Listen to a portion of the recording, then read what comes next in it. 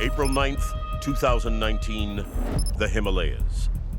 An Indian Army expedition is on a remote mountain pass on the border of Nepal and China when they make a bizarre discovery. Massive footprints in the snow that don't match any known animal on Earth. The footprints that they find don't look human in any way, shape, or form. The footprints measure about 32 inches long by 15 inches wide, which is significantly beyond what any normal human footprint should look like. They do what any of us would do nowadays, which is they tweet it. They take pictures, they post them online from the official Indian Army Twitter account. They send a tweet to the world saying, "We have found the Yeti." And the scientific world and the cryptozoological world explodes. Tales of the Yeti, this mythical beast from the high mountains of Asia and Siberia, have existed for thousands of years. And what they describe it as is a large, towering, fanged, bipedal creature that is covered from toe to head in hair. And it has the features of both an ape and a human. The first recorded sighting of the Yeti occurs in the 4th century BCE. In 326 BCE, as Alexander is attempting to conquer the Himalayas, he hears these stories about this wild man of the snows. And so he sends members of his army out to go and see if they can find this beast, but to no avail. No monster or no wild man is ever caught. The origins of the Yeti, where it actually begins, is unknown. But we can go back to 7th century CE, where if you look at Tibetan folklore, they describe a wild, hairy man of the mountains, originally known as the glacier beast. And if you look at Tibetan religious beliefs, they see the Yeti as actually a god of the forests and all the animals that live within it.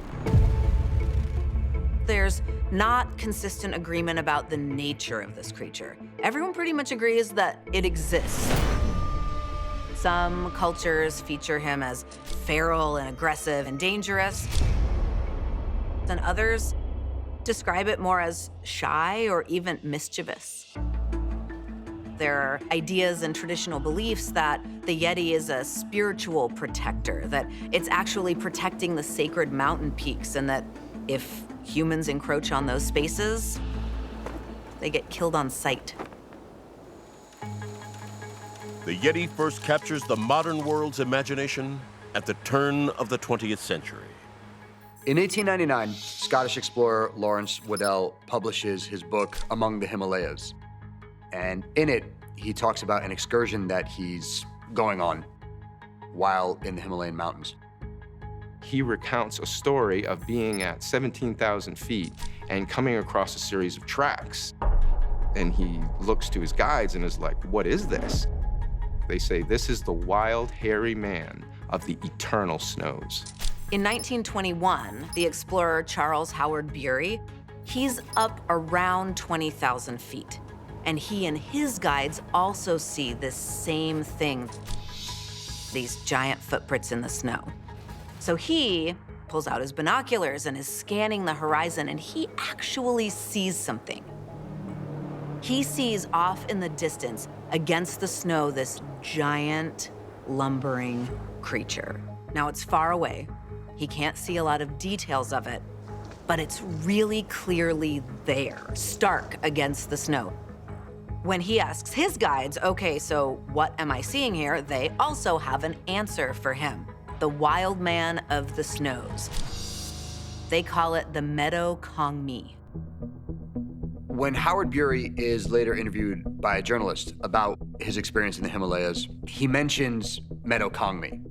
The reporter mistakenly substitutes the word meadow, which means wild, with mech, which is filthy. So, little journalistic embellishment, little playing around with some language, and because of this, the Yeti now gains a brand new title and becomes known henceforth as the Abominable Snowman.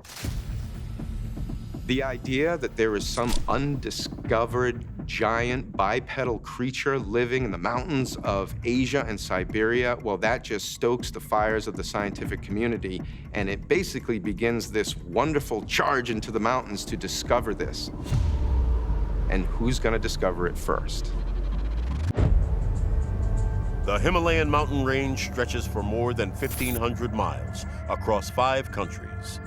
Any one of these countries could hold the answer that finally solves the mystery of the Yeti. But some researchers believe that the most compelling clues come from China. Now you have to understand that China is an incredibly large country, and all the different mountainous regions all start to yield their own kind of legend about the wild men. Over the years, these Chinese legends begin to coalesce and form one story, one mythology, one legend, one bit of folklore, and this legendary creature now becomes known as the Yeren. One of the most well-known stories is that these wild men, if you come across one, they will be so filled with joy at coming upon you that they will bear hug you and pass out from excitement, and you'll fall to the ground with them because they're so strong you can't get away. And then when it wakes up, it eats you. However, there are some researchers who speculate that the Yeren might not entirely be based in myth and in folklore, and that in fact, it might be based off of a species that existed on the planet in reality a long, long time ago.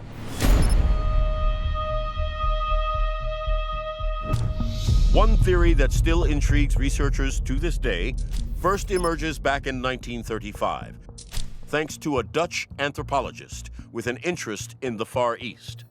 Ralph von Koenigswald is in Hong Kong on a research trip. And during the day, he stumbles into a medicine shop. And while he's in there, he sees in a jar a giant molar labeled dragon's tooth. The reason they're selling this tooth is because it's purported that if you grind up this tooth and you ingest it, it's supposed to give you magical powers. But von Koenigswald looks at that tooth and I know this tooth. I know where this comes from. This is a primate tooth. So he buys the tooth.